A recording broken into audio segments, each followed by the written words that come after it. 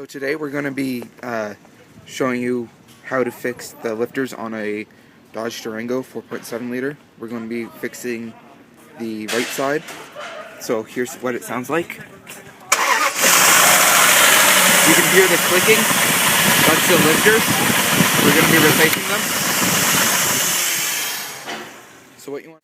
So the first thing that you want to do is remove the negative battery terminal. So now that you have the air duct off, you want to remove the air filter.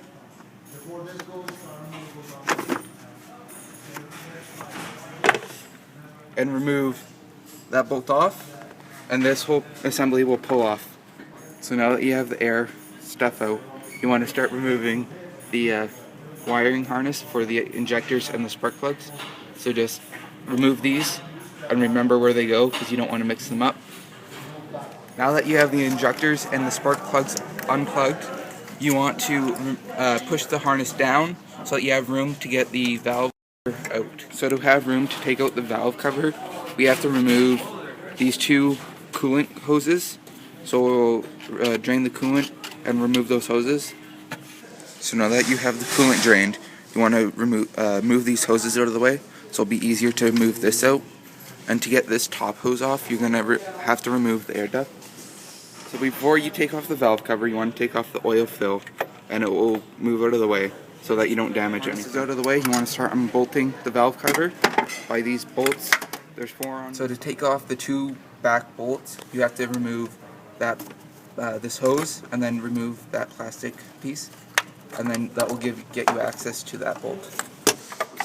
So it can be tricky to take off the valve cover, so you might have to wiggle it.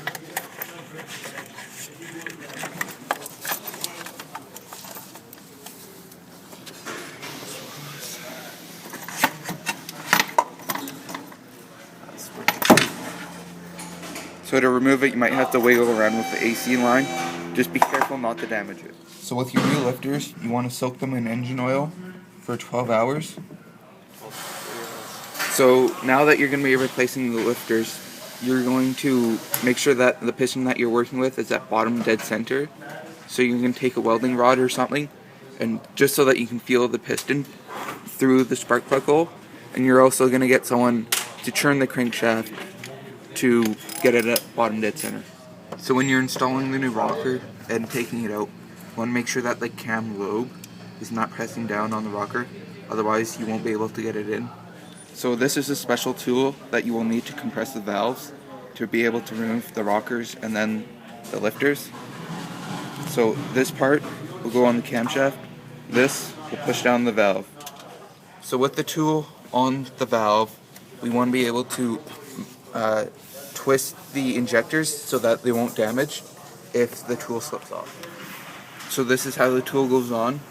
This part goes around the cam lobe, and then this part pushes down on the valve. I don't know if you can see that. And then you put a ratchet on there to twist it.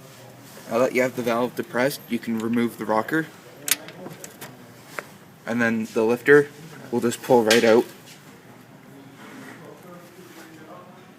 And there's your lifter. So you can see that this old lifter that we just took out has too much play. The new ones in here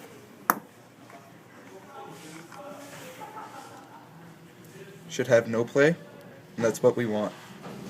Now that we have the new lifters, we're going to be installing them. It's pretty simple, just the opposite way that you took them out.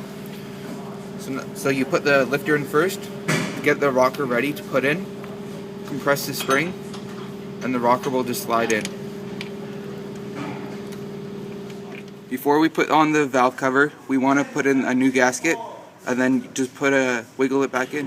When you torque up your valve cover, you want to torque them up to 105 inch-pounds and tighten them in a crisscross sequence from the center. So you're just going to go center, bottom, and then just crisscross across until you're all done. At this point, you can put in your spark plugs back in. Now that you have all the spark plugs in, you can put the spark plug coils on. Now that you have the spark plugs all done, we can put in this plastic piece. Next thing that you want to do after installing spark plugs is connect the wiring harness to all the injectors in the spark plug. Now that you have the valve cover in, you can put the engine oil fill on. Now what you want to do is put the coolant hoses back that you took off.